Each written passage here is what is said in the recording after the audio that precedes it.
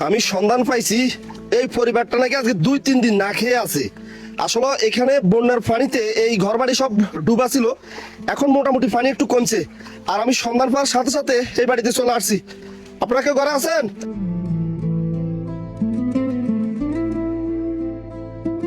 শুনছি আপনারা নাকি আজকে 2-3 দিন না খেয়ে আছেন। না খাইয়াছিলাম কোনো কিছু আনতে পারি না, কে আনবো? আনুনিয়া মানুষ নাই। আমি যে আপনাদেরকে বাজার সাজার গুলো দিছি এগুলো আপনাদের হবে?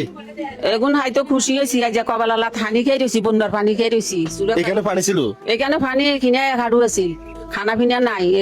সে কাশে দিন গেছে, কেজন দিব একজনের জায়গা তাই হরের জায়গা তাই হরে কিনা উড়ি যেত উড়ি যেত কিনা কুনমি যামো দিছে না। মানে আপনারা যে জায়গাটা আছে এটা আপনাদের জায়গা না? না ইয়া নাঙ্গো জায়গা না, কানতে কানতে অন্য জায়গা থাকে না?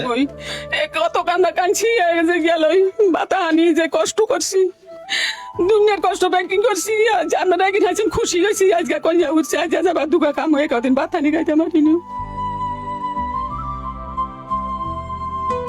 আহারে কষ্ট তো আপনাদের জন্য। এখানে কেউ কিছু আনে নাই? না কেউ কিছু আনে না, কারণ এক থেকে সানি কেন বন্যার হানি খাই গেছি। আমি আছি এখন আমার জন্মভূমি নোয়াখালী হাতিয়াতে।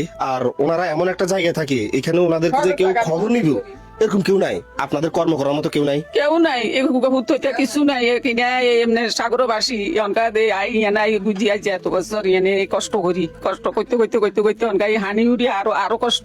কোনো কোনো মানুষ সুখী যাই না, চাই না মানুষও নাই।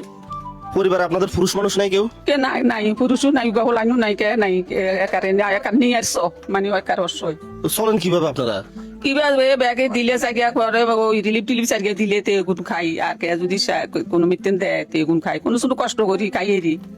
এই যে বন্যা আইছে আপনাদের ঘর বাড়ি সব ডুবে গেছে, কেউ আপনাদের কিছু দেয় নাই? না কে কিছু দেয় নয়, হানিকে বন্যার হানিকে রয়েছি, বন্যার হানিকে রয়েছি। একখানা যেন হানিকে জাল দি যেন খামু তাও নাই। এ কিনা চুলা চুলা কিছু নাই, ব্যাগ ভাঙি চুরি এই হানি দূরে রয়েছে। ওই তো ঘরের রদ্দ হয়েছে হানি।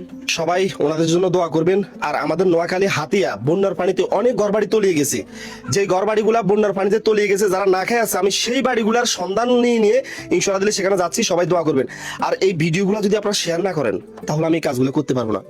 তাই প্রত্যেকজনের কাছে রিকোয়েস্ট, এই ভিডিওগুলো বেশি বেশি শেয়ার করতে হবে। আপনাদের একটা শেয়ারে হয়তো বন্যাতে তলিয়ে যাওয়া এরকম আরেকটা অসহায় পরিবারের পাশে আমি দাঁড়াতে পারবো। সবাই ভালো থাকবেন। আসসালামু আলাইকুম।